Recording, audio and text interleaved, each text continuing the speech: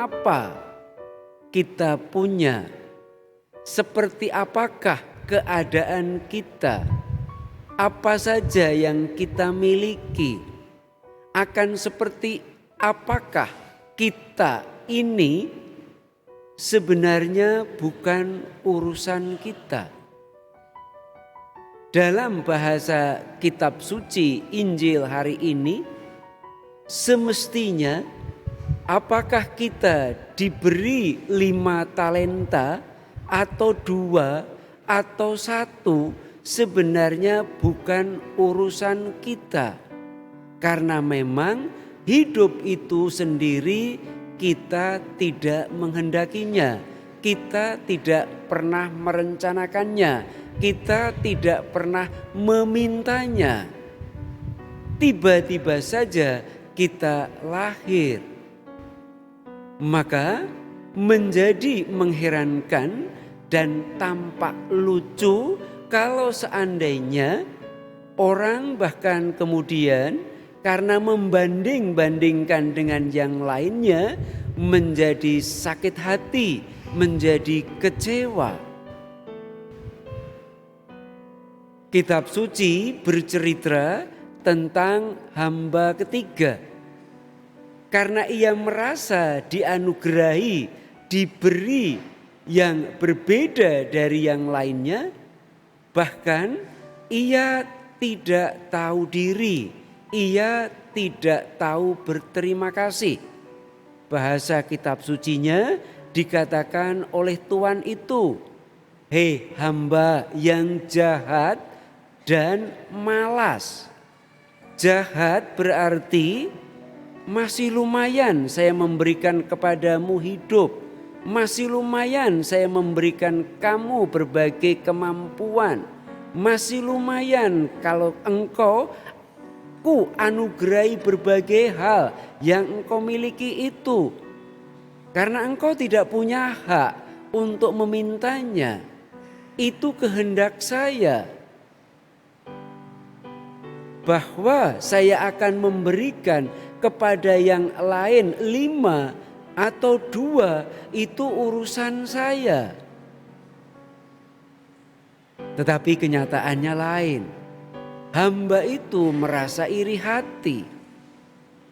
Kemudian bahkan hamba itu karena Tuhan berbuat sekehendak dirinya, maka kemudian ia berkata, "Engkau memang Tuhan yang kejam, engkau semena-mena, engkau semaumu." Padahal sampai tingkat tertentu, dalam arti tertentu, ya memang karena memang Tuhan itu bebas, karena Tuhan itu memang bisa melakukan apa saja dan juga bisa memberikan apa saja. Tetapi kenapa kita yang tidak punya apa-apa, ketika kita diberi, kita justru sibuk membandingkan diri?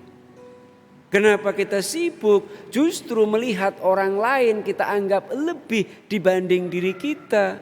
Dan kemudian kita menjadi kecewa, akhirnya bukan hanya tidak tahu diri, tidak tahu berterima kasih, tetapi akhirnya tidak melakukan apapun juga.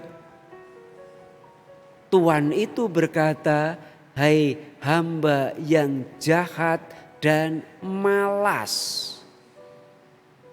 Saudara dan terkasih, seperti itulah kalau orang justru sibuk membandingkan diri dengan orang lain dan menempatkan diri pada atau dalam keadaan kurang dibandingkan yang lainnya.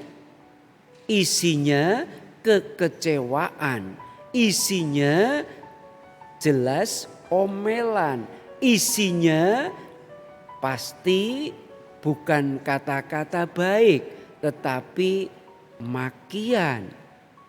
Dan orang yang demikian ini pasti tidak akan dapat menggunakan apapun yang dianugerahkan Tuhan. Entah itu hidup sendiri, entah itu berbagai kemampuan pada dirinya, dan juga tidak akan menggunakan kesempatan yang diberikan Tuhan kepadanya. Sangat terbalik, berbeda dengan apa yang disampaikan dalam bacaan pertama. Di sana diungkapkan, disampaikan seorang istri yang tidak pernah sibuk, bahkan tidak pernah khawatir, tidak pernah juga takut dengan berbagai hal di luar dirinya atau yang ia alami. Ia menggunakan waktunya sungguh-sungguh untuk melakukan berbagai hal yang berguna bagi pasangannya, bagi anak-anaknya, bahkan bagi orang-orang lain di sekitarnya. Ia terus menggunakan apa yang dia miliki itu untuk kebaikan bersama, untuk kebaikan dirinya juga, untuk kebaikan keluarganya. Gambaran sekarang barangkali ini masalah kehidupan bersama sebagai warga negara Indonesia. Ada cukup banyak orang yang gelisah, resah untuk pemilu. Akan memilih siapa. Dan kemudian tiap kali orangnya sibuk, bukan bekerja tapi sibuk dengan gadgetnya, dengan HP-nya. Mendengar berita, melihat tertulis di sana, bukannya sesuatu yang menenteramkan, tambah stres. Dan anehnya semakin stres semakin cari informasi. Tiba-tiba tahu-tahu sudah malam hari, habis waktunya untuk gelisah, resah, takut memikirkan semuanya itu. Pertanyaannya sederhana. Memang kalau kita paham, kalau kita sudah tahu, kalau sudah mengerti berbagai hal, itu berarti menenteramkan hati. Apakah kalau kita tahu, sudah mengerti dan kemudian mengubah keadaan? Bukankah justru dengan begitu pikiran kita menjadi penuh, perasaan kita menjadi tidak tentram, kemudian kesempatan yang mestinya untuk melakukan kebaikan hilang. Tambah lagi kalau kita melihat bacaan kedua berkaitan dengan apa yang disampaikan Paulus kepada umat di Tesalonika. Orang-orang sibuk, bingung, merasa tidak tahu, bahkan merasa ada dalam kegelapan sehingga selalu ragu atau bahkan akhirnya tidak berbuat apa-apa. Kita bisa bayangkan orang dalam kegelapan, diam terasa tidak nyaman, berbuat sesuatu riskan. Kemudian tetap saja akhirnya menjadi orang yang resah gelisah. Lagi-lagi waktunya habis. Yang harusnya berpikir untuk anak istri, berpikir untuk masyarakat, untuk kebaikan bersama. Tetapi tiba-tiba, waduh, waktuku sudah habis. Saya belum berbuat apa-apa. Saudara dan saya terkasih, kita ini sudah sampai kepada minggu kedua menjelang akhir tahun liturgi. Setahun tahun liturgi sudah hampir kita lewati. Pertanyaannya adalah, jangan-jangan kita menyia-nyiakan kemampuan, talenta, dan juga kesempatan yang dianugerahkan Tuhan, mengisinya dengan berbagai hal yang tidak berguna, bahkan juga mengisinya dengan berbagai hal yang tambah bukan hanya menggelisahkan diri sendiri, tetapi juga membuat teman-teman orang lain menjadi serba gelisah. Artinya kehilangan waktu yang sangat banyak yang semestinya bisa kita nikmati, dan terutama untuk menjadi rajin, untuk menjadi giat seperti seorang istri, seorang perempuan yang digambarkan dalam kitab yang baru kita dengar dalam bacaan pertama. Saudara dan saudara kasih, hamba yang ketiga itu karena dia tidak tahu diri dan tidak tahu berterima kasih, sibuk membandingkan dirinya dengan orang lain, akhirnya tidak berbuat apa-apa dan menyia-nyiakan waktunya.